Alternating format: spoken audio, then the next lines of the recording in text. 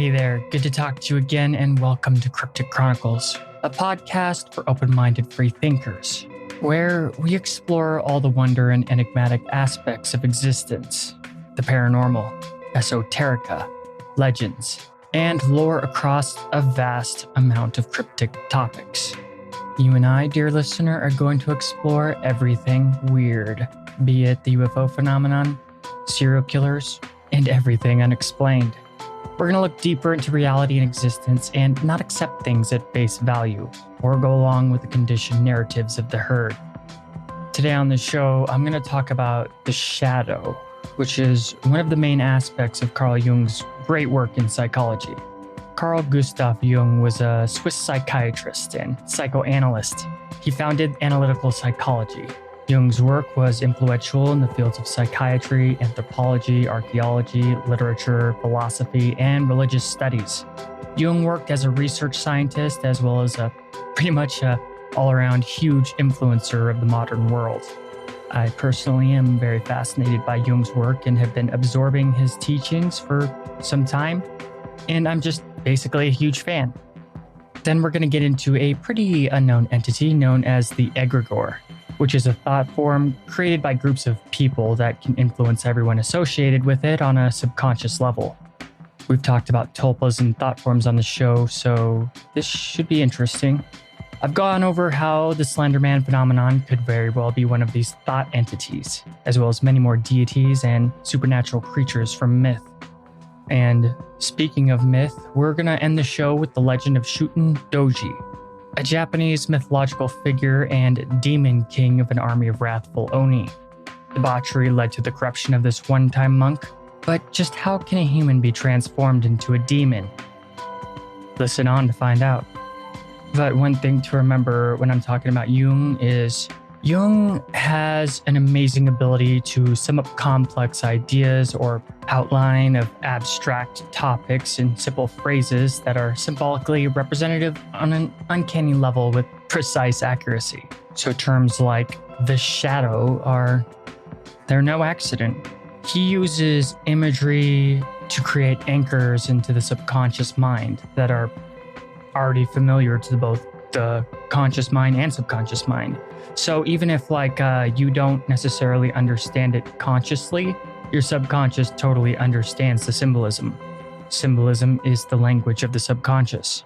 So a lot of phrases and terms he uses have cast hidden meanings that may not get understood at first, and taking what he says at face value is really doing him an injustice. So just keep that in mind. Anyway, I'm your host, Tim Hacker, and you're listening to Cryptic Chronicles.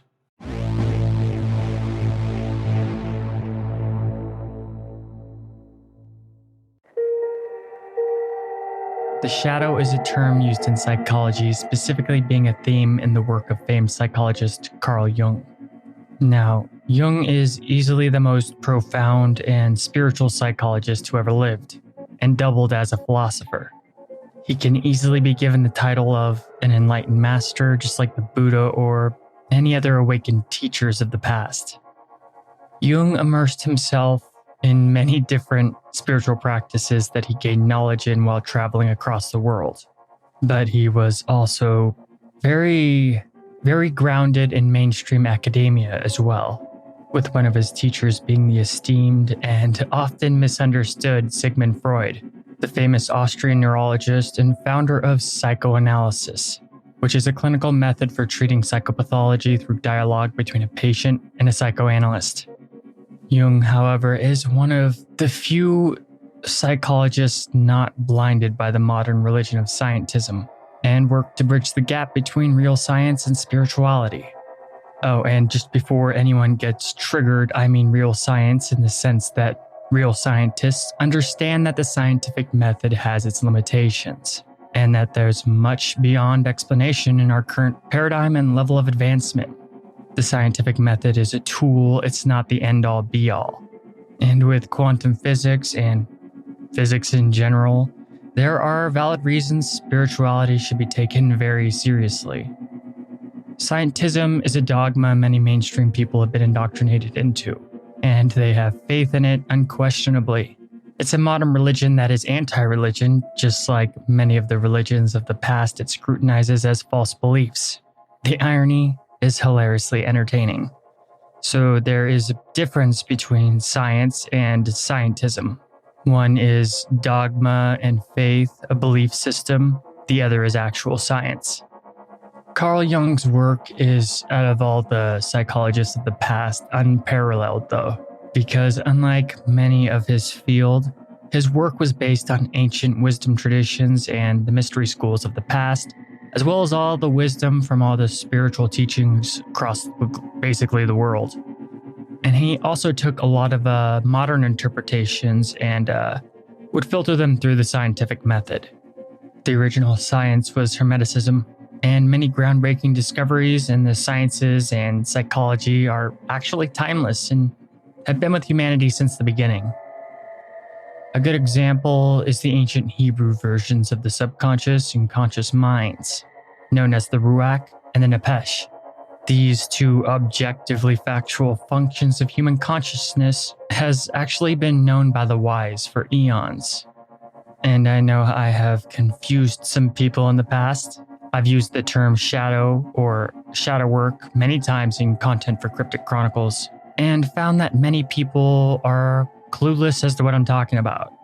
The term shadow work has been thrown around in social media many times, with most people scratching their heads when they come across it. People think it refers to something dark and evil since it has the word shadow in it. However, performing shadow work couldn't be farther from the truth. The shadow is a natural part of all conscious beings, and it's there as your lifelong companion, whether you want it to be or not. The ego, what we would consider to be ourselves, is actually only associated with the conscious mind. And this part of us we're familiar with is just the tip of the iceberg. In truth, the majority of how we look at ourselves with the conscious mind is largely delusional. For people unfamiliar with the shadow, a good analogy is that in every story, there is a hero and a villain. And in your story, you are both. Many societies program humans from birth to think that they are solely the conscious ego, which actually couldn't be more of a lie. Inside us all, there are many warring factions that pull the strings of our behavior without us even knowing about it. Around 95 to 98% of our lives is governed by the subconscious mind, yet we have little knowledge of its influence in our waking lives. Your fears and your darkness are never detached from you. The shadow is always there, and it always will be. In truth, someone with no relationship or integration of their shadow cannot truly be said to be a complete human being, less than half so in fact.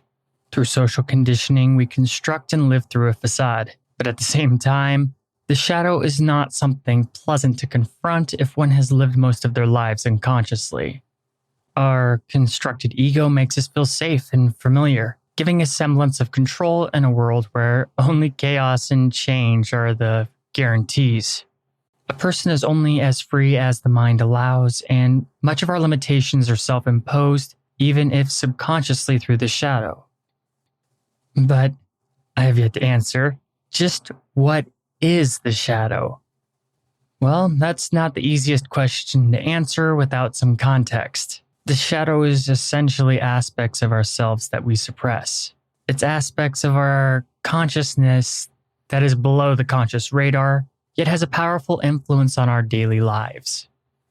In truth, there's nothing more frightening than confronting the deep aspects of ourselves. But then again, there's nothing more rewarding or beneficial. I'm sure that you've heard people use the term projecting before. I know I've heard it a bazillion times. Well, projecting is associated with the shadow. It's this hidden aspect of ourselves that can take over without us even knowing about it, though usually in just short spurts throughout the day. Deep within our unconscious minds lives our shadow selves, which holds on to all our secrets and desires, because nothing we repress is ever actually lost from our psyche. And it's the subconscious that actually controls a vast majority of our beliefs, actions, and words. Here's a quote from Frater V. Going against the herd results in backlash, but denying oneself to fit together pieces of a shattered psyche only results in a life lived mostly unconsciously. Sheep all go in the same direction, and they'll follow one another right off a cliff. End quote. We all have delusions of a code of conduct that we all must follow to be a good person, quote unquote. With beliefs, values, and opinions revolving around that idea. There are people out there who won't even interact with someone if they have bad politics, essentially categorizing them into the bad person category. And this is simply just if someone doesn't share their point of view. And I'm sure you know the type. Those that stand up on a moral high ground and zealously denounce others for not mirroring their standards. The sad reality is these people are actually the evilest and most damaging type of person to the world, and these attributes are projections of the shadow. These people want to change the world, but the irony is that in order to help others and help the world, they must first actually accept themselves and do the inner work to become a whole and awakened human being. They have to essentially clean their own house before they point at other people telling them to clean theirs. In the real world, there's a lot of these people, and it sucks. You can completely tell they haven't done any shadow works because they're so polarized, which actually creates an incredibly closed mind. Whenever a strong belief is created in one's consciousness, the unconscious will filter out things that contradict their opinions. And this is widely known as confirmation bias, or knowledge filtration. And it actually actively inhibits somebody's ability to see things objectively. A large number of humans are literally incapable of seeing things from other people's points of view. And that is doubled down on if it goes against already accepted paradigms. The majority of people cannot confront the possibility that they're wrong in many situations, or the beliefs that they have, and throughout their lives will go to extreme measures to prove to themselves and to others that they are right and true. They will do so even if it means hurting other people or causing pain and suffering to the masses. And after knowing this, you may never bother arguing with people on social media ever again, because it's kind of a waste of time debating people incapable of comprehending things beyond the tiny worldview that they've accepted as reality. Though you can still continue to do so because it can be kind of fun, and having debate skills is actually pretty useful. Here's a quote from Hermann Hesse that is about the shadow, and I quote, "If you hate a person, you hate something in him that is a part of yourself. What isn't part of ourselves doesn't bother us." End quote. The shadow is our dark side, with the majority of shadow attributes being primordial and raw, primitive emotions connected to our survival throughout humanity's evolution over the millennia. It's basically a lot of it comes from natural selection's fight for survival in the ruthless wilds of Mother Nature, I guess. The shadow is repressed aspects of our personalities as well. Like I said, there are actually many aspects that make up a human being. We are not our ego and conscious mind, but many different shards of consciousness invisible to the waking awareness. Everyone wears social masks, has an ego, a persona, a conscious and subconscious. There is so much more to a person than their daily thoughts, and a lot of who we are is actually in the shadow. But I do kind of want to make a clarification here, because a person's shadow does not always mean that it's fully negative, because the shadow can actually contain many positive traits as well. In fact, there's a plethora of talents and abilities greatly beneficial to our daily lives locked away in the shadow. For example, an unconfident person with low self-esteem probably has a shadow that's analogous to Napoleon and is secretly a confident genius, incapable of being stopped, and an ego the size of the moon. Someone with social anxiety probably has a shadow that has aspects that are incredibly charismatic and profoundly powerful. So there's many shadow aspects that, if integrated back into conscious awareness, can lead to the dissolving of many people's problems and limitations. Everything we deny in ourselves throughout our lives becomes an aspect of the shadow. And sadly, to gain social acceptance, we learn to deny aspects of ourselves very early in life, such as traits shown in childhood that received ridicule from adults, or the teasing of children on the playground about attributes found in opposition to what the other kids accept as normal. Early on in our lives, we learn to suppress these unwanted things that bring us scrutiny. All the parts we deny in ourselves never leave us, though, and actively become part of our subconscious, absorbed into the shadow. These shadow attributes can be socially taboo, or just straight up utterly horrifying. We portray to the world what we think it wants to see. Being kind, generous, fun-loving, cool, all around socially acceptable. But in doing so, it creates a monster within ourselves. Here's a quote by Jung himself. "Everyone carries a shadow, and the less it is embodied in an individual's conscious life, the blacker and denser it is." End quote. Other examples of shadow attributes is a boy being ridiculed for showing feminine qualities, a young girl told her art is a waste of time, or being called weird for certain mannerisms by others. This all can lead to a person allowing these attributes to become self-loathing. We deny taboo images, shameful memories, bad experiences, sexual desires, aggressive impulses, irritations, deplorable desires, immoral urges. But none of these suppressed aspects of ourselves go anywhere. They are just simply relegated to our dark side, just under the level of conscious awareness. Childhood trauma and emotional wounds are some of the defining qualities of the shadow that remain with us, I guess basically our entire lives unless they're confronted. Oftentimes, the shadow can hide horrific qualities. Qualities found in people that society doesn't necessarily approve of, such as qualities like sadism, murderous impulses, or drive to commit violence. Early on, humans are taught to suppress and deny such thoughts, which is actually the opposite of what one should do. You see, having the thoughts and the instincts is actually perfectly fine. Just because such dark inclinations fall into conscious awareness does not mean that someone has to act on it.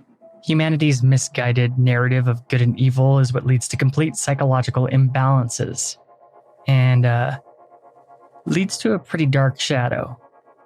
Selfishness, greed, anger, jealousy, vindictiveness, hate, judgment. All of these negative emotions are part of the shared human experience, and just as natural and relevant as any positive emotions. Nothing exists without its opposite in all degrees of existence. To consciously accept some over others only builds imbalance within the psyche, and it causes the shadow to become stronger and stronger. Negative emotions are biologically programmed into us and instinctual, and we are supposed to experience them. You see, people think that everything's all negative and all that, but if you really look at things, there's a nice balance. However, we are instinctually, biologically programmed to focus on negative things out of survival. But if people know themselves, that's not really a big deal. Early on, when people are children, they're mostly just pure subconscious mind. The shadow does mature with them as they mature, but it's not really fully formed until about 20 years. Yeah, 20 years it takes to grow to a full, mature shadow. And as the shadow grows, disapproval, reprimands, scolding, all these things can cause one to change the behaviors to gratify the external world. And whatever is suppressed doesn't go anywhere. By allowing social conditioning to take possession early on, the shadow really only naturally grows stronger and stronger. We all put ourselves in an invisible bag and drag it behind us. As Jung says, and I quote, "There is no light without shadow and no psychic wholeness without imperfection." End quote. And on that note, I'm going to take a quick break. Don't go anywhere, you're listening to Cryptic Chronicles.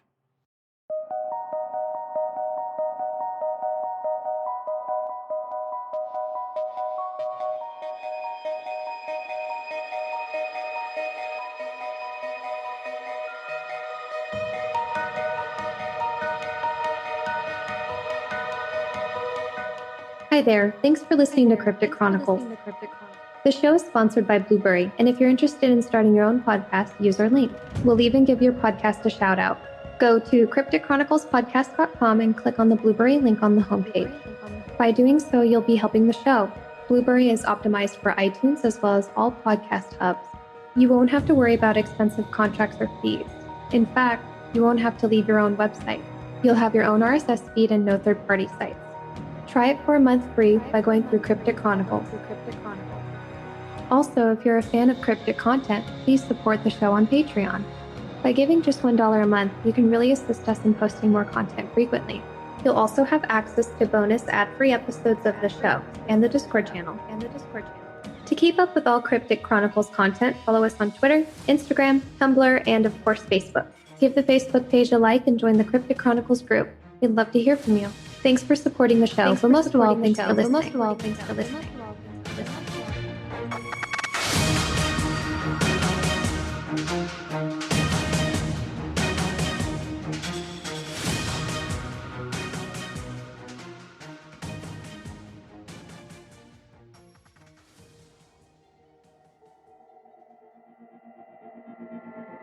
We all carry a demon within us. The shadow will turn against us, with the disowned parts of our true nature taking unconscious control of our lives. The shadow operates underneath the radar of our daily thoughts and conscious actions, and this can cause spontaneous behavior that conflicts with our conscious thoughts that we instantly regret. I'm sure we've all been there. But it can also give off body language that goes against what we're actually thinking or feeling. In essence, the shadow can and does take control of us without us having any ability to stop it. This unconscious aspect of ourselves can ruin our lives. It can create destroyed relationships, failed careers from self-sabotage, and an inability to take responsibility in life to handle required matters that bring us peace. And as Jung said, and I quote, "Until you make the unconscious conscious, it will direct your life and you will call it fate." And for those who have never looked for it before, a fantastic way to spot the shadow is through projection. Whatever qualities we project in ourselves, we see in others, and it usually greatly aggravates the onlooker in some way. Such as if you see someone acting arrogant and it builds a loathing within you towards them. You probably have not come to terms with insecurities that are masked by arrogance within yourself. Arrogance is always a mask for insecurity, make no mistake. But when we see it in other people, the shadow might react differently than somebody who is humble. Not might, will act differently than somebody who is humble. So if you have like inner conflict that you haven't worked out with for self-esteem or whatnot, if you see somebody being arrogant, it could make you very, very upset to the point where that's all you can focus on for a few moments or think back on it over and over. It's hard to spot our own projections because they don't really happen consciously, but you can practice to build awareness of it. And eventually you'll be able to see it clear as day. This ego we create through the rejection of our shadow self is a mirror that distorts reality. A good example is customer service when a customer becomes easily rude to the employee. This is actually the shadow projecting itself to make up for unconscious feelings of helplessness, unworthiness, and low self-esteem. So people who do that and they're just power tripping on people that they know that they can get away with, they're actually really pathetic. People should feel bad for them. Here's a quote from Alexander Solzhenitsyn. And yeah, I cannot pronounce that name. Anyway, if only it were so simple. If only there were evil people somewhere insidiously committing evil deeds, and it were necessary only to separate them from the rest of us and destroy them. but the line dividing good and evil cuts through the heart of every human being, and who is willing to destroy a piece of their own heart?" End quote. And the shadow may seem like it has a lot of unconscious control over our lives, but it's possible to take back that power, and that is through shadow work. Shadow work is the process of becoming aware of the shadow's existence and reabsorbing it back into consciousness to become a whole person. Nobody likes to acknowledge their own flaws and negative aspects, but they're actually key to individualization. Like Jung said, enlightenment does not come from imagining beings of light, but by making the darkness conscious. It's through shadow work that we consciously explore our dark side and reconnect the links that our conscious minds either repressed or our unconscious minds repressed because of trauma. Shadow work is to change one's paradigm and to no longer give in to social conditioning for acceptance from others. Now, this doesn't mean you act all crazy and evil after performing shadow work. It's actually quite the opposite. The simple fact of the matter is humans don't have to do anything. Just because one does not repress their darkness or try to suppress their natural instincts and attributes, it does not mean that they or anyone has to act on those impulses or thoughts. And it's really only when you repress them that they have the ability to take over and you do really messed up stuff. We just allow the darkness and the shadow and the impulses and thoughts just to be and to see them as natural without judgment. It's perfectly okay to have antisocial thoughts and instincts because it doesn't mean that we act on them. It's only when they're repressed to the shadow that they become dangerous. So, next time you imagine taking an axe to an annoying coworker, don't repress the thought. Just let it play out. Shadow work is all about making the unconscious conscious, and none of your thoughts or instincts or attributes should be seen as bad. Bad and good are the exact same thing. They're just different degrees of that same thing. Too much modern spirituality or new age stuff revolves around love and light and a denial of any negative things in all forms. This is what's known as toxic positivity and a form of escapism.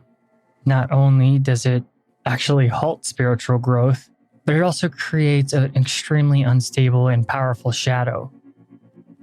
Those who are a fan of books like The Secret, which I'm sure that you've probably heard of, and I'm not really mocking The Secret, it just doesn't give you all the stuff you need to actually make it work.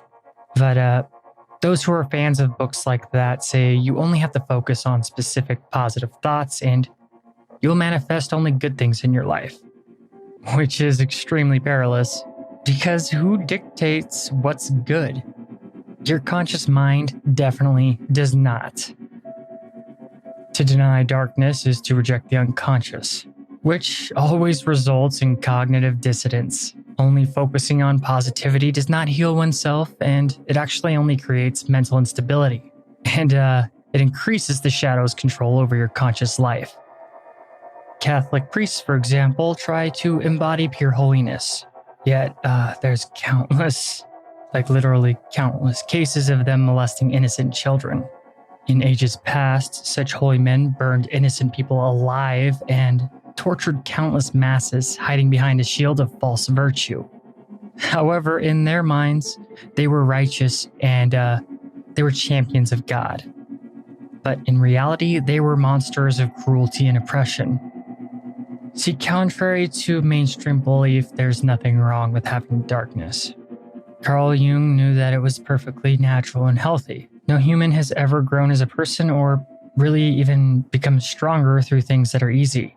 Darkness and challenges are actually extremely good for us because being human is all about rising up and overcoming obstacles.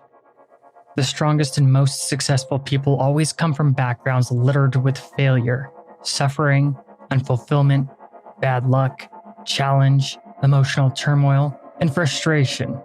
These are the people that change the world. These things are good, and they create people who can become a beacon for others and are just movers and shakers. The only difference between them and others is that they accepted darkness and used it to ascend and give them strength. Anyone who's ever reached the top and achieved greatness did so by overcoming great adversity. They did not reject their shadow, but embrace it. Here's a quote from Ion, one of my favorite Carl Jung books that I'm actually reading through again right now.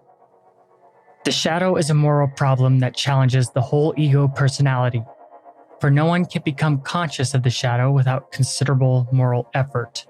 To become conscious of it involves recognizing the dark aspects of the personality as present and real.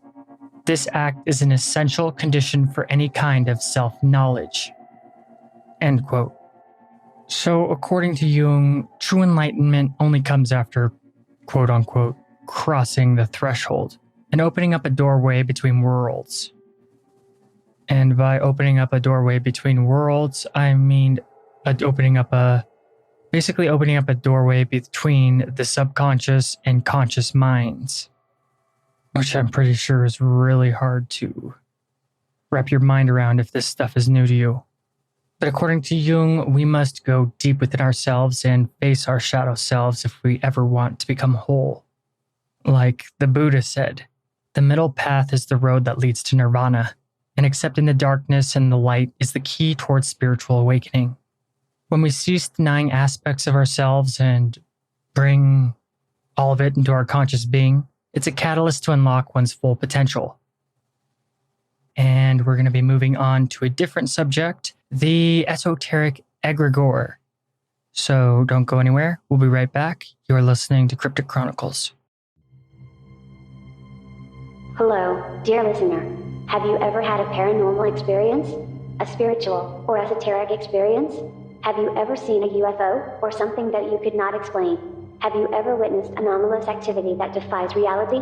Have you ever experienced unexplained mysteries of existence? If you have your own cryptic tale and would like to have it shared on the podcast, then call 1-800-757-6049 and leave a message of your experience. If it's what Cryptic Chronicles is all about, then it will be shared on the show. Just make sure you thought about what you will say ahead of time, and give a clear and concise account.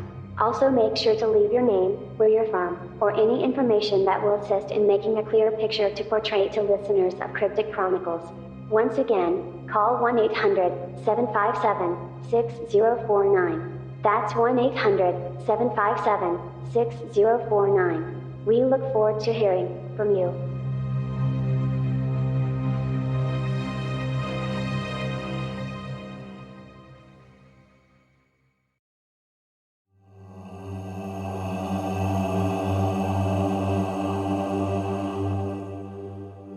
Egregore are really baffling and weird and interesting supernatural/paranormal entities.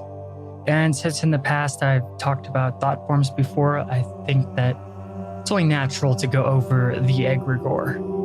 These entities are esoteric with a vast and amorphous influence that can vary significantly in design and intent, be it evil, proper, protective, destructive. An egregore has a wide range of purposes, and there is a deep well of esoteric lore regarding egregore, though they're mostly going to be found in esoteric societies, secret societies, occult orders like the Freemasons, etc. They're ever-watching forces of energy that can manipulate the minds of anyone under their sphere of influence, whether that person is aware of it or not. Egregore are autonomous psychic beings fed through willpower, focused desire, or mental energy from people who all are part of a group and have a common cause. Some egregores are no better than wild beasts, at least in their intellectual nature. However, there are many more that are fully sentient and independent. An egregore does not ever come into being without being created. It has to be generated by humans. But humans don't know they give birth to egregores. At least the majority of them. Their lore is incredibly fascinating because they're very dreamlike entities whose existence is basically alien to human comprehension. They're not tangible or like ghosts or, it's kind of hard to describe. Though they can take forms, I guess, if they have to, or in certain situations or circumstances.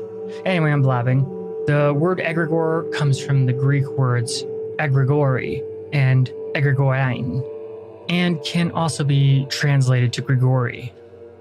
All these words have one thing in common, or a similar translation in common, which is either watchman or watcher. Egregore are mentioned 3 times in the apocryphal texts of Lamentations, Jubilees, and the Book of Enoch. These books were removed from the Christian canon by the Roman Emperor Constantine, but contain a lot of Christian beliefs not found in the mainstream scriptures, which is kind of odd. But no matter where they're described, they always have the same attributes in common. These entities form naturally from all groups of people who come together for a common cause. They're birthed from straight up the mental energy of groups. They can do so independently from conscious human awareness or intentionally too, meaning that people can purposely create an egregore if they want to. But if there's an organization, political party, club, religion, then it has an egregore.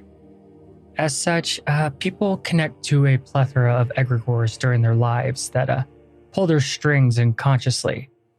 Though the influence of an egregore isn't necessarily a bad thing, because they're not outright evil and have just as many moral shades of gray as people. And though they have an amorphous existence beyond physical reality, they've been known to attach themselves to inanimate objects as well.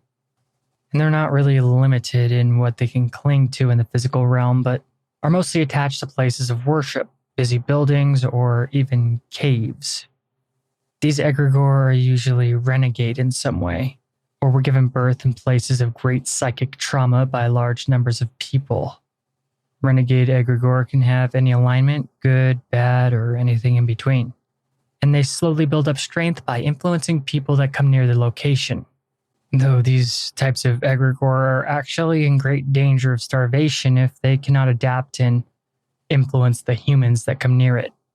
And since egregore, according to the lore, influence basically everyone that's connected to them, you may be wondering, how can you tell if an egregore is influencing you? Well, it's not easy most of the time. The general vibe and psychic impressions of an egregore are so common and ordinary. People actually interact with them on a daily basis without even realizing it. When we were much younger, it was easier to tell, but as we get older, encountering a strange egregore is as normal as the wind blowing on your skin. It's there, but so what? The wind is always blowing. It's only really noticeable if it's so intense it becomes annoying or dangerous. The majority of egregore are so subtle that they're challenging to notice. But then again, basically all people have walked into unfamiliar places and been overwhelmed with a sudden change of energy. I'm sure you've walked into somewhere and just been like, what's up with this place? It's just like an instant change. It's a sudden shift from one's current emotional state, be it negative or positive, or even dread. This phenomenon is actually an unexpected interaction with an unfamiliar egregore. And the way that an egregore communicates with you or interacts with somebody is through the unconscious. So it's actually incredibly difficult for people not trained to, or people who don't have any spiritual awareness, to detect them. They're invisible forces that influence the psychology of all the people connected to them. They're the vibe or energetic personality that develops from a group. This group mind is separate from the individual members of its affiliated community and grows and expands on its own. They can be mindless, but an egregore can also be very focused and intelligent. If you've ever felt different all of a sudden entering an old building or populated area with a particular story, that's an egregore tugging at your psyche. Some negative egregores can even suck people in and cause them to start self-destructive habits, and then influence the person to go deeper and deeper into their self-destruction. These egregore will feed off the negative energy to sustain them, but they'll eventually die out if they cannot connect to new sources of mental energy. To those in the know, such egregore can be bargained with to gain certain boons even, such as material gain, fame, or whatever they desire. But whatever the egregore can give, it always comes with a cost, just like the lore on making deals with demons. because afterward that egregore will seek domination over that person that can last beyond the grave. So it's wise just not to make deals with egregore. Well, I mean, at least the selfish or the negative egregore. Because like I said, there's egregore out there with all different shades of gray and moralities, so not all of them are evil and going to want to dominate your soul. A lot of them have incredibly short lifespans because new ones require constant mental waves of energy from their creators to survive and grow, just like humans need food to grow and survive, with unfocused or weak psychic emanations from the group that birthed them, leaving the egregore unstable. In the case of young groups of friends or fledgling clubs and whatnot, weak egregores are typical. But these fragile egregores are still not to be underestimated. The group culture that birthed the egregore will still influence the people it's associated with, basically to conform to the overarching beliefs of the group. This is why so many young people have certain morals and outlooks that die very quickly once they join a group of friends. Though these naturally generating egregore are the weakest. Certain types of egregore, created from incredibly disciplined and spiritually advanced groups, can become incredibly powerful. They're generated with an abundant energized astral form intentionally and can take on the image of godlike beings. And according to this lore, throughout history, many gods and goddesses were actually indeed just egregore, and the entities could be called upon to grant its associated group assistance in a variety of spiritual matters. They can grant protection, support in spiritual development, opening someone up to astral currents of spiritual energy, or giving them answers to questions by digging it up from their subconscious. These egregore can grow and grow to the point that they become full-blown deities of religions, I guess. And these egregore associated with religion or other such spiritual ideologies can be called upon for protection. New Age spiritual beliefs can call upon egregore for a multitude of reasons, even praying to them to fight evil spirits and the like, or to cleanse areas of negative energies or guide them in difficult life situations. The most potent egregore can also become archetypes of human consciousness passed on through humanity's collective unconscious. I know I just talked about Carl Jung, psychology, and I didn't really get into the archetypes, but the archetypes influence humanity through the psyche, and egregores can do so as well. And this ability for them to just control, or not control, to influence entire groups of people that are connected to them can be pretty horrifying if you think about it. In the book The Crowd, a study of the popular mind, written by Gustave Le Bon in 1896, the Frenchman goes into great detail about his research into human behavior. He was basically the original people watcher. Gustave spent an insane amount of time analyzing human interaction and came to many fascinating conclusions. He found it telling how an ordinary person can appear at least to have solid morals and independent thoughts and ideals. However, when that person joins a crowd, they lose a part of themselves and change to conform to the group energy, such as good upstanding people committing atrocities without even noticing their horrific actions. And looking back in history, this is much more common than you would believe. The herd mentality can take over temporarily and change the very way that that person looks at the world. And sadly, this passion of egregores has led to countless genocides and atrocities. People outside the group say, "How did this happen? No normal human is capable of that. How could someone do this? How could someone not realize that they were committing such evil on innocent people? How is this even possible in real life for somebody to do this?"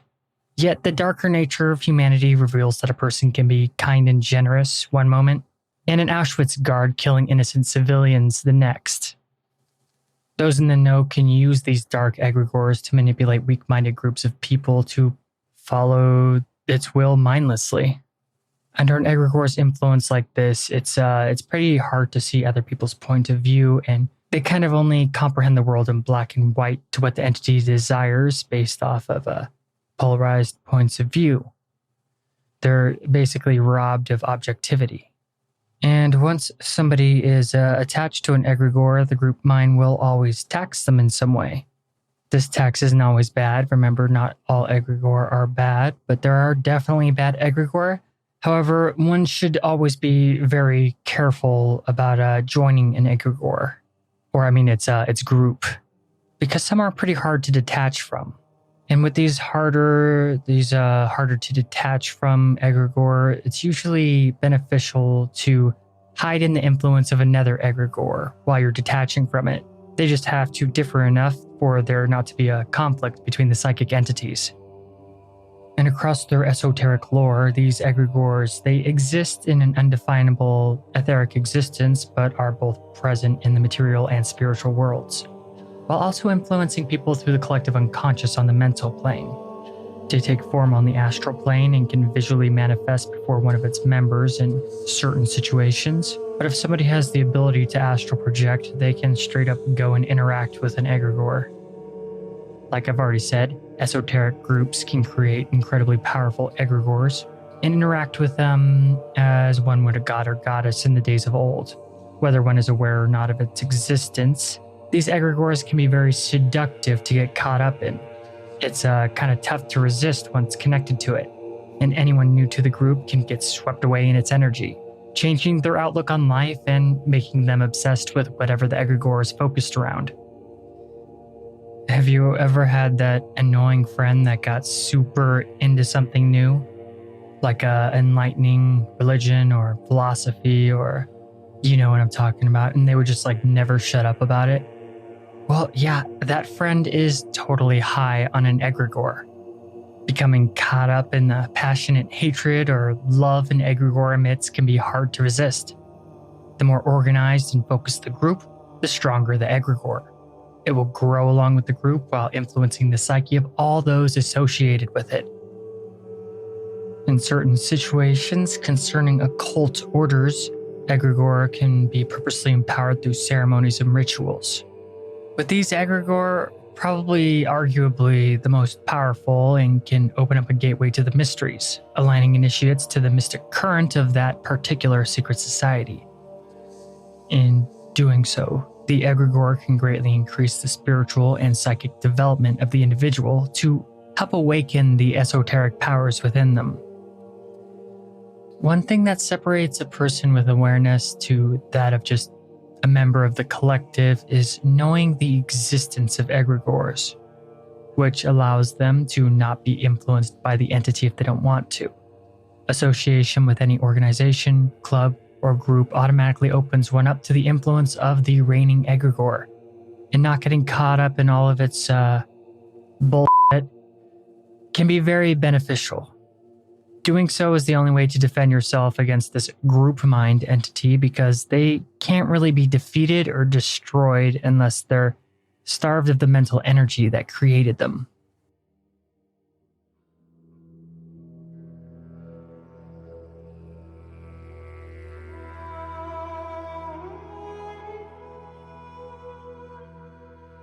Welcome to the Chamber of Mysteries.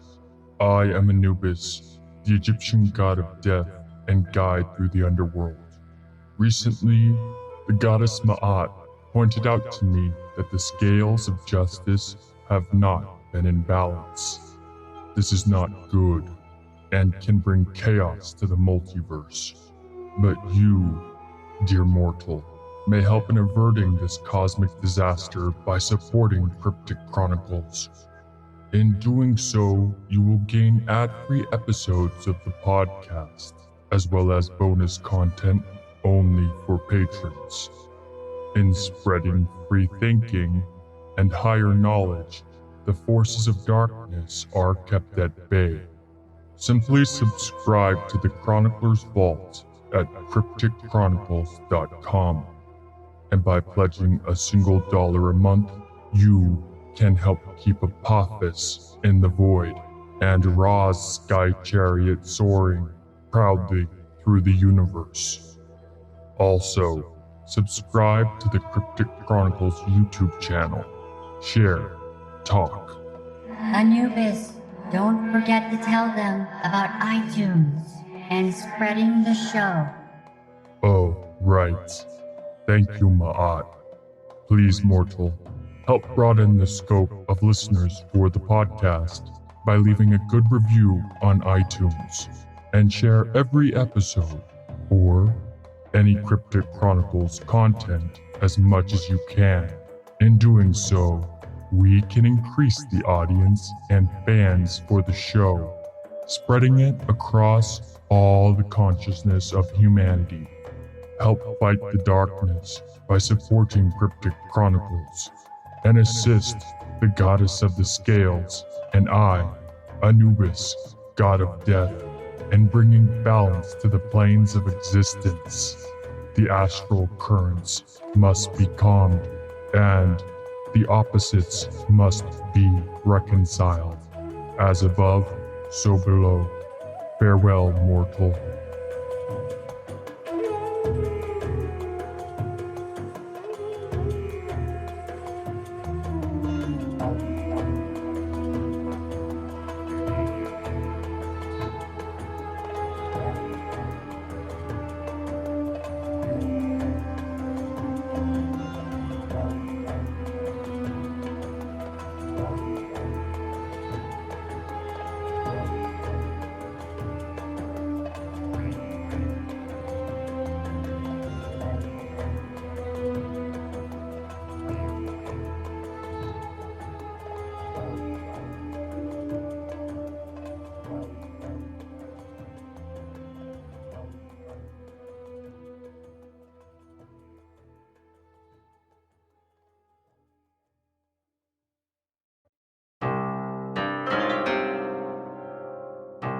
All right, next up, let's end this episode with a good old-fashioned myth. And that is the myth of Shuten Doji, also known as the Demon King. Shuten Doji was born an orphan child in Japan long ago. He was distraught despite being incredibly large, strong, and far beyond average intelligence. Some even believed that his parentage was beyond ordinary humans, and many thought one of his parents was a demon or even a dragon. When he was young, he joined a temple to become a monk, but completely hated it. He was irreverent and rebellious, causing conflict with his fellow monks, and all around didn't seem to care much about his studies or being a monk. Shuten Doji became consumed with a love of alcohol and regularly drank sake to the point of extreme excess. It was his drinking that would earn him his name too, Shuten Doji, which when translated means little drunkard. He was also a prankster, and one night at a festival he became super drunk and decided to put on a Japanese Oni mask, which is a Japanese demon. He went around the festival finding the best hiding spots and would jump out and freak people out and terrify them. He actually had a really wonderful time terrifying people and really delighted in causing fear in others. However, at the end of the evening, he was exhausted and his drinking was catching up to him. But when he tried to remove the mask, he was astonished that he could not take it off. The demon mask had fused to his face. And this really freaked him out, and greatly distressed, he went for help. Instead, the monks just mocked him and taunted him, and even his teacher wouldn't help him. Everyone at the temple scolded him for his bad habits, evil mind, and drunken pranks, which infuriated Shuten Doji. His heart grew dark, and he became completely consumed in anger. Now disfigured and shunned, the young monk walked away from the temple, never to return. He journeyed into the wilderness and there planned to live as a hermit. He could no longer be among common people of ancient Japan with demon mask on his face, so he became an exile. Being all alone for such an extended period of time, the solitude slowly drove Shuten Doji insane. He grew to detest the world and all who dwell in it. But he didn't despair and instead embraced the wickedness and evil that emanated within him. In doing so, Shuten Doji became obsessed with the occult and began an intense self-education in black magic. He would then use his new dark powers to spread suffering. anyone Shuten Doji came across was in danger, and he sought out victims to torment often. He had no remorse in abducting men, women, or children, then murder them to drink their blood and gorge himself on their organs.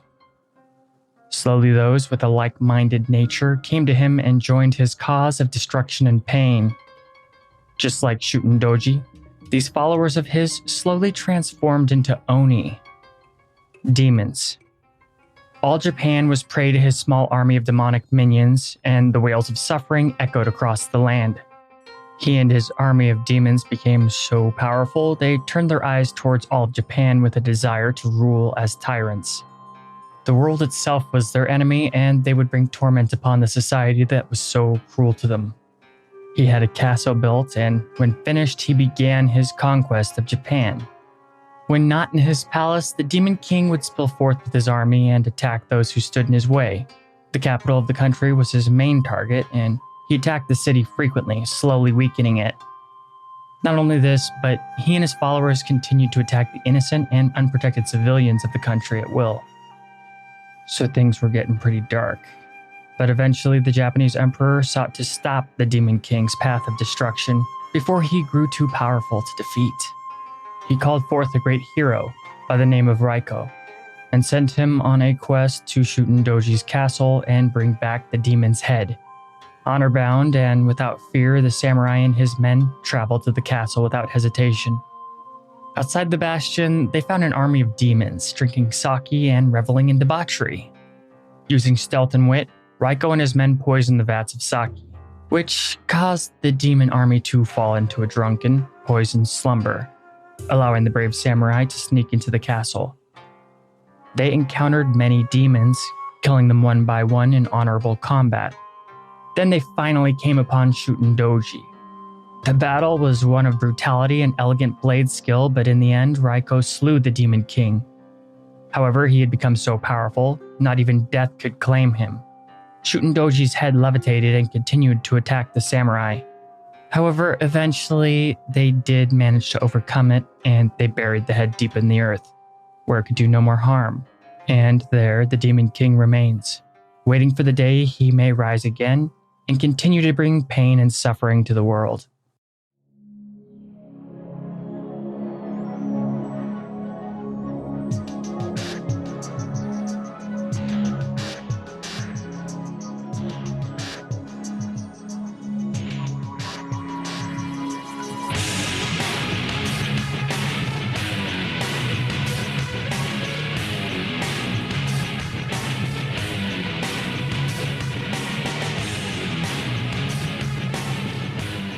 Alright, that's all for today. Don't forget to call in and have your own cryptic encounters on the show. Just call and leave a message at 1-800-757-6049. Once again, that's 1-800-757-6049. Can't wait to hear from you. Just make sure that your tale is clear and concise with all your thoughts together ahead of time. Cryptic Chronicles is available on iTunes, Stitcher, Podbean, and basically all podcast host sites and apps. Just search for us with whatever podcast app you use and we'll be there. Also visit the website crypticchronicles.com. Follow us on social media like Facebook, Twitter, Tumblr, Instagram, and subscribe to the YouTube channel, as well as DTube, Dailymotion, and Vimeo. Whatever you like using, CC will be there. DTube is pretty cool because it's completely uncensored, just like old school YouTube if you're into that. And if you have a second to spare and want to help out the show, consider giving a good review on iTunes or whatever you use to get your episodes. Share whatever you can. I'll really appreciate it. And thanks for your support. But if you'd like to go a step further and be awesome, then support us on Patreon. For just $1 a month, you can unlock the Patreon-only shows, an ad-free version of the show, uncut and uncensored. You'll also get YouTube videos early, but greatest of all, you can also join the Discord server. And depending on what you pledge, you can even co-host an episode with me. Choose the topic of an episode for me to cover, or just, good stuff. So if you want to be awesome, then go check out Patreon.